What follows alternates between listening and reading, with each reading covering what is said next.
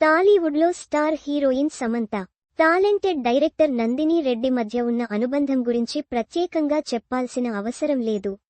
ముఖ్యంగా వీరిద్దరి కలయికలో వచ్చిన ఓ బేబీ ఎంత పెద్ద విజయం సాధించిందో అందరికీ తెలుసు. ఇప్పుడు మళ్లీ ఈ కాంబినేషన్ రిపీట్ కానుందా అనే సందేహం సినీ వర్గాల్లో చర్చనీయాంశంగా మారింది.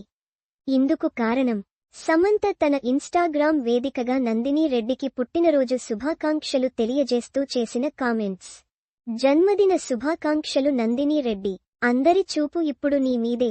ఇది గొప్ప ఏడాది అవుతుంది. ముందుకు సాగుదాం అంటూ సమంత పోస్ట్ చేయడం ఆసక్తికరంగా మారింది. దీనికి నందిని రెడ్డి కూడా మళ్లీ మొదలెట్టే క్షణం కోసం ఎదురుచూస్తున్నా. ముందుకు సాగుదాం అని సమాధానం ఇచ్చారు. ఇప్పుడు వీరి మాటల్లో ఓ కొత్త సినిమా సంకేతం దాగుందా అని సినీ ప్రేమికులు ఆసక్తిగా చర్చించుకుంటున్నారు. సమంత కమర్షియల్ హీరోయిన్గా సినిమాలు తగ్గించి ప్రస్తుతం కంటెంట్ ఉన్న లేడీ ఓరియంటెడ్ సినిమాలు చేస్తోంది.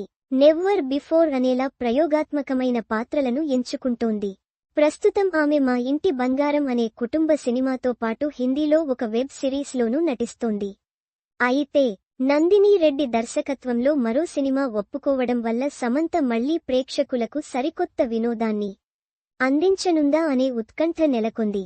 నందిని రెడ్డి నాని హీరోగా చేసిన అలా మొదలైంది సినిమాతో దర్శకురాలిగా పరిచయమైన విషయానికి తెలిసిందే.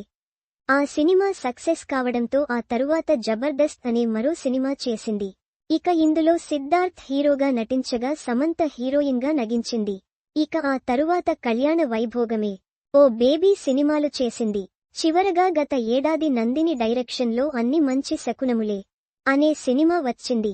ఇక నెక్స్ట్ సమంత ప్రధాన పాత్రలో ఓ కొత్త కథ సిద్ధం చేస్తోందని, అది పూర్తిగా భిన్నమైన కథాంశంగా ఉండబోతుందనే ప్రచారం జరుగుతోంది.